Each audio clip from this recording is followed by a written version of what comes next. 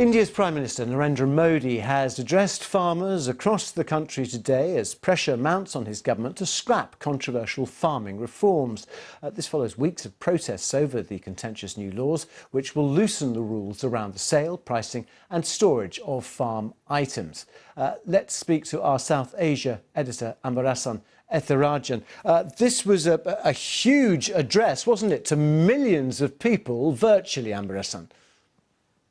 Yeah, the Prime Minister Narendra Modi has been campaigning for these agrarian reforms, and in fact, this was a counter push by the government against these protests by farmers who have camped outside the capital, Delhi. It's not very far from where I am now, and it's almost completed a month, this farmers' protest, and it has generated a lot of debate, controversies within this country. And now the government has firmly ruled out withdrawing these agrarian reforms, and what they are now doing is going on a campaign explaining to the other farming communities about how they will benefit from these new farm reforms. And that's why Prime Minister Narendra Modi was addressing virtually millions of farmers and explaining to them the advantages, saying that they can go and sell anywhere in the country, and lots of private investments will come into agriculture, and this will free them from some of the commission agents who take money from the farmers to sell their produce.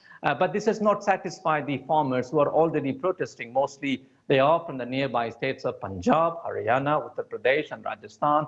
And they have been telling the government that unless you promise to repeal these laws, we will not sit down for any negotiations. And is there one main political party behind this protest as well, supporting the farmers? No, this has been a spontaneous protest by various unions, the farmers' unions across the country. That is what taken the government by surprise.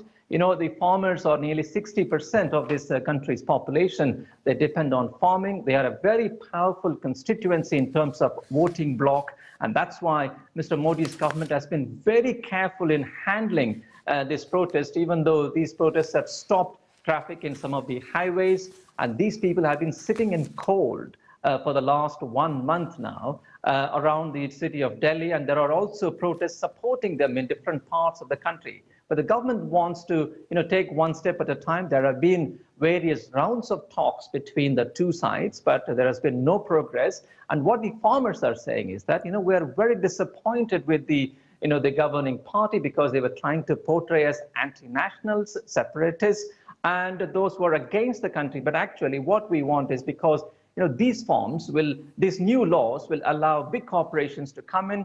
This will only favor them, and this will go against our interests, because the government buys wheat and rice at guaranteed prices from us, and that will eventually go away. And that's why the farmers are saying we will not come and sit unless the government promises to withdraw these laws. Okay, Ambarasan, thank you very much.